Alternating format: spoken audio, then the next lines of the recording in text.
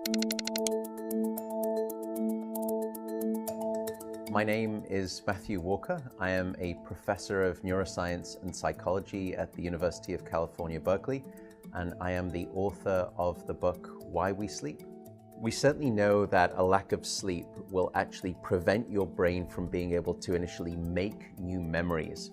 So it's almost as though without sleep, the memory inbox of the brain shuts down and you can't commit new experiences to memory. So those new incoming informational emails are just bounced and you end up feeling as though you're amnesic.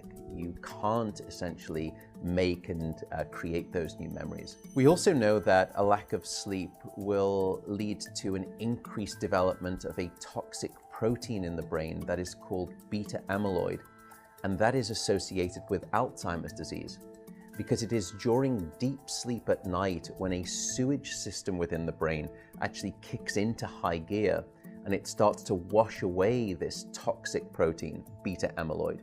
So if you're not getting enough sleep each and every night, more of that Alzheimer's related protein will build up.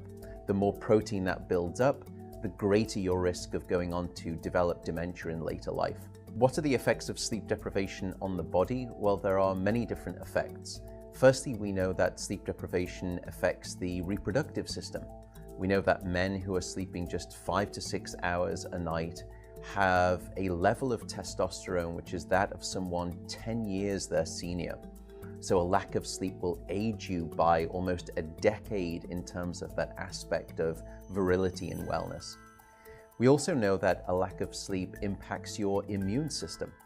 So after just one night of 4 to 5 hours of sleep, there is a 70% reduction in critical anti-cancer fighting immune cells called natural killer cells.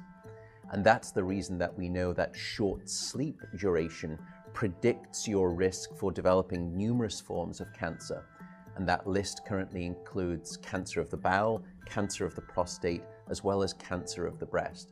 In fact, the link between a lack of sleep and cancer is now so strong that recently the World Health Organization decided to classify any form of nighttime shift work as a probable carcinogen. So in other words, jobs that may induce cancer because of a disruption of your sleep-wake rhythms. We also know that a lack of sleep impacts your cardiovascular system, because it is during deep sleep at night that you receive this most wonderful form of effectively blood pressure medication. Your heart rate drops, your blood pressure goes down. If you're not getting sufficient sleep, you're not getting that reboot of the cardiovascular system. So your blood pressure rises.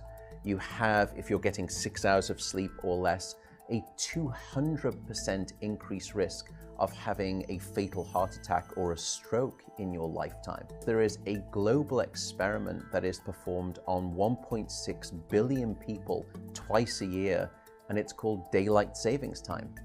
And we know that in the spring, when we lose 1 hour of sleep, we see a subsequent 24% increase in heart attacks the following day. Another question perhaps is, what is the recycle rate of a human being? How long can we actually last without sleep before we start to see declines in your brain function or even impairments within your body? And the answer seems to be about 16 hours of wakefulness. Once you get past 16 hours of being awake, that's when we start to see mental deterioration and physiological deterioration in the body. We know that after you've been awake for 19 or 20 hours, your mental capacity is so impaired that you would be as deficient as someone who is legally drunk behind the wheel of a car. So if you were to ask me what is the recycle rate of a human being, it does seem to be about 16 hours, and we need about 8 hours of sleep to repair the damage of wakefulness. Wakefulness essentially is low-level brain damage.